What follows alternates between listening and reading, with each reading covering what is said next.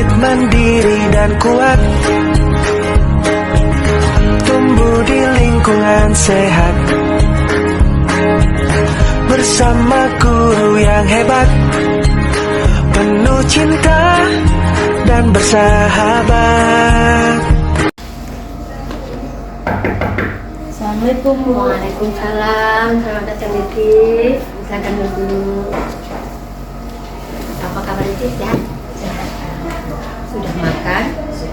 Oke. Tadi jam ke sekolah jam berapa? Jam 7 Pak. Ya. Kita masuk jam apa? Jam berapa kita masuk?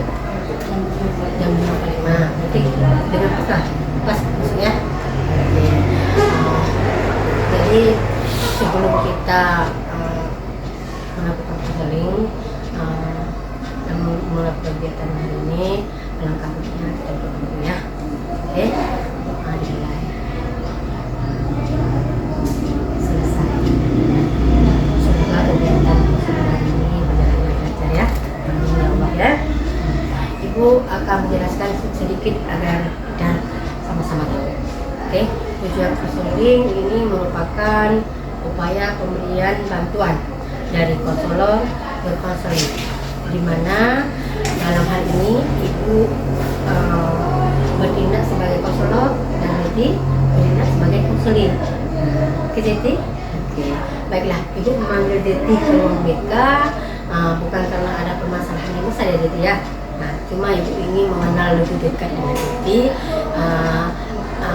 dan berbicara dan sedikit tentang permasalahan dan kegiatan belajar hal-hal yang Deti rasakan di sekolah ya Deti ya.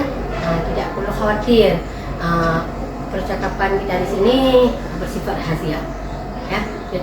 Ibu tidak akan menceritakan kepada orang lain tanpa persetujuan dari Deti ya Deti ya. Oh itu ya Bu, saya pikir saya ada masalah yang fatal karena yang dipanggil ke ruang BK. Oh, tidak begitu. Di KPK ini bukan tempat menghukum, tapi Deti tempat kita berbagi dan mencari solusi bersama.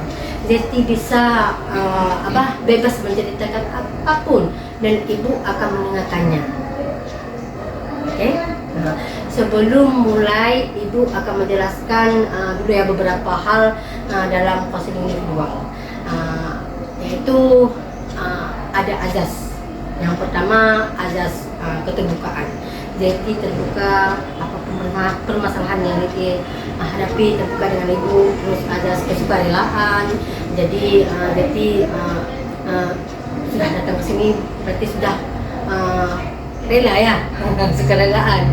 Terus jadi azas ada lagi azas kerahasiaan. Jadi apapun yang kita ceritakan di sini hanya Deti dan ibu yang tahu. Oke. Apa Deti setuju dengan hal ini? Oke, setuju. Oke lah. Gimana? Sudah merasa nyaman enggak? Kira-kira Deti siap melanjutkan tahap selanjutnya? Siap. Siap. Kalau begitu Deti sudah siap.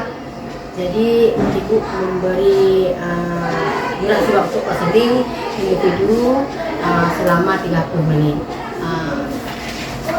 Menurut Deti cukup waktunya? Cukup ya. Oke. Ini Deti, ibu dengar kamu merasa kesulitan ya dalam pelajaran matematika. Boleh diceritakan nggak kenapa? Setiap ada pelajaran matematika susah nangkap di otak saya. Iya. Susah banget dari kelas 1 sampai kelas 3 nilainya selalu menurun. Oke. Setiap ada pelajaran matematika saya sering keluar masuk. Jadinya saya nggak minat sama matematika dan tidak bisa. Ya, ibu. Jadi kamu merasakan kalau kamu memang tidak bisa matematika sejak dulu ya, Nak? Ya, tidak bisa. Oh, ya, ibu mengerti apa yang kamu rasakan. Jadi, ibu kan ingin cerita sedikit. Ada dua jenis cara berpikir. Ya, yang pertama disebut fixed mindset. yaitu orang yang percaya kemampuannya tidak bisa berubah. Dan yang kedua, growth mindset, orang percaya kemampuannya bisa berubah dengan cara berusaha dan belajar nanti, ya kan? Nah, jadi kita jadi ibu punya dua growth mindsetnya. Yang pertama growth mindset, yang kedua growth mindset, ya kan? Nah, jadi paham tidak yang ibu jelaskan tadi? Paham ya? Menurut kamu masuk dalam yang mana sekarang? Sekarang ini kamu termasuk yang mana? Apakah fit mindset atau growth mindset? Kalau sekarang mungkin yang fit mindset. Apa itu fit mindset? Fit mindset itu kemampuan yang tidak bisa berubah. Oh iya, berarti kamu sudah paham ya.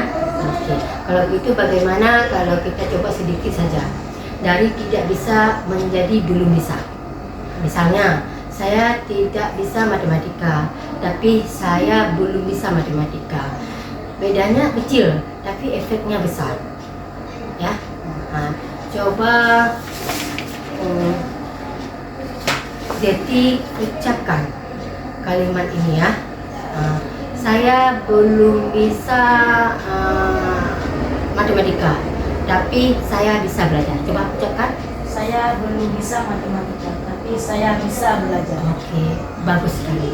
Nah, sekarang ibu ingin kamu sebutkan satu hal saja yang sudah kamu coba dan sedikit berhasil dalam bidang matematik ya. Oke. Yang pernah saya coba itu waktu itu guru menjelaskan matematika tentang persamaan kuadrat. Iya. Tapi saya pahamnya cuma hari itu saja. Setelah hari itu saya nggak tahu apa itu persamaan kuadrat. Itu artinya kamu bisa kalau memahami dengan cara tepat, jadi bukan tidak bisa, tapi mungkin perlu cara, ya jadi ya perlu cara yang pas itu karena gini, kalau kita tahu cara yang pas itu bagian dari pola pikir, ya dari pola pikir tumbuh Zeti, Zeti kan?